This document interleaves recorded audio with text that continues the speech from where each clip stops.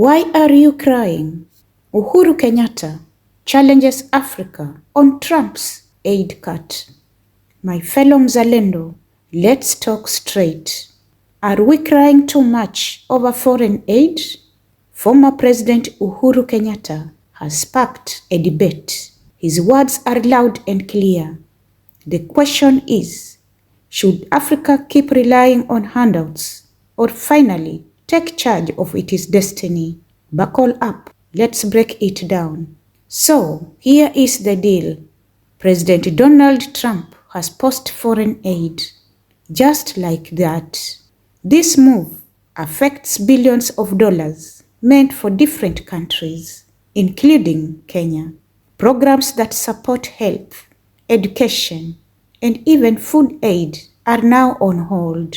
Some leaders and organizations are in panic mode, worried about what this means for millions of people who depend on these funds. Uhuru Kenyatta is not joining the chorus of complaints. Instead, he's throwing a bold challenge to Africa. Speaking at the East Africa Region Global Health Security Summit, he dismissed the cries over Trump's decision. And listen to what he said. Some people the other day crying, oh, I don't know, Trump has removed money. He said he's not giving us any more money. Watu wanalia. Why are you crying? It's not your government, it's not your country.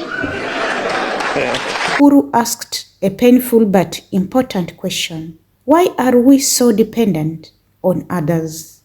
It is Africa's time to stand up.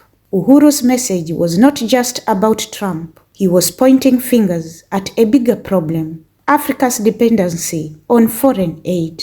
He made it clear that instead of running to donors every time there is crisis, African leaders need to step up and fund their own projects.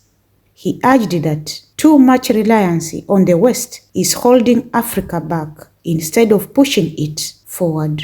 And let's be real, does he have a point? Every year, billions of dollars come in as aid. But ask yourself, is Africa truly developing? Or are we just surviving on life support? What will be the impact on the aid cut? Now, let's not ignore the reality. Trump's decision will hit hard, especially in health programs. For example, Kenya heavily depends on the USA for PEPFAR, the program that helps fight HIV and AIDS. If this money is stopped, thousands of patients could be in danger. The World Health Organization has already warned that without this funding, the spread of HIV could increase and more lives could be lost. So it is a tricky situation. On one side, we have Uhuru saying, stop crying, stand up and build Africa. On the other side, there is a really danger that many people will suffer if this aid is taken away. So, what is the way forward? The big question now is, can African governments finally break free from foreign aid? Uhuru believes it's time, but are our leaders ready to make the tough decisions needed to generate internal revenue and sustain our programs without begging? Or is it easier to just keep crying and hoping that Western countries will keep sending money? This is a final thoughts from your host. My people, let's face it, foreign aid is like a drug. It keeps you comfortable, but it never lets you grow.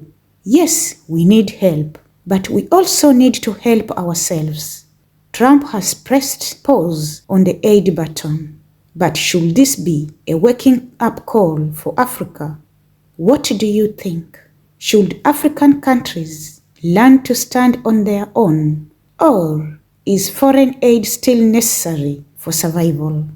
Let's talk in the comments. And don't forget, Africa's future is in our hands. Subscribe to Sauti Mzalendo for more fearless news.